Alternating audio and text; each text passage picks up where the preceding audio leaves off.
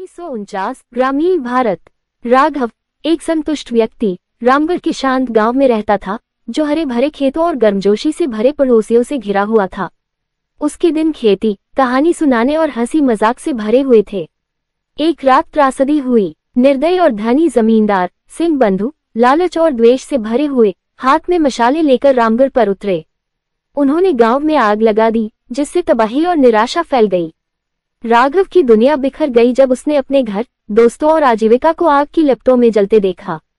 उसका परिवार, उसका एकमात्र सहारा, अराजकता में उससे दूर हो गया। दुख और क्रोध से ग्रस्त राघव ने अपने गांव का बदला लेने की कसम खाई। वह दृढ़ संकल्प और अपने प्रियजनों की याद से प्रेरित होकर सिंह बंधुओं की संपत्ति तक 300 मील की खतरनाक यात्रा पर निकल पड़ा। हफ्तों चलने के बाद राघव संपत्ति पर पहुंच गया, जो ऊंची दीवारों के पीछे छिपी हुई थी और मजबूत आदमियों द्वारा पहरा दे रही थी। निडर होकर वह रात के अंधेरे में चुपके से अंदर घुस गया। एक भयंकर चीख के साथ राघव ने अपना दबा हुआ गुस्सा एस्टेट पर उतारा। उसने खिड़कियां तोड़ दी, फर्नीचर पलट दिया और सिंह के बेशकीमती सामानों को आग लगा दी। जब राघव ने उनका सामना किया तो सिंह भाई डर के मारे कांप उठे। तुमने मेरा सब कुछ छीन लिया, उसने घोषणा की। अब मैं तुम्हारा सब कुछ छीन लूंगा। जैसे ही सूरज उगता, एस्टेट खंडहर में तब्दील हो जाता। राघव विजयी होकर खड़ा था, उसका दिल आखिरकार शांत हो गया।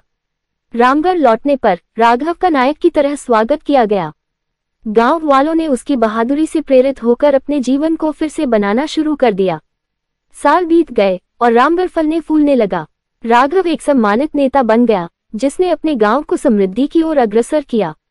राघव की कहानी एक अनुस्मारक के रूप में काम करती है कि प्रतिकूल परिस्थितियों में भी साहस और दृढ़ संकल्प एक ऐसी आग जला सकते हैं जो द्वेष से भी अधिक प्रज्वलित होती है। जैसे ही रामगढ़ में सूरज डूबता, राघव ने फिर से बने गांव को देखा। उसका दिल संतुष्टि और बंदिश से भर गया। राघव खड़ा है, उसकी चमकीली मुस्कान उसके जले हुए गांव की राख को रोशन कर रही है। अधिक दृढ़ संकल्प के साथ वह एक उज्जवल भविष्य की ओर देखता है।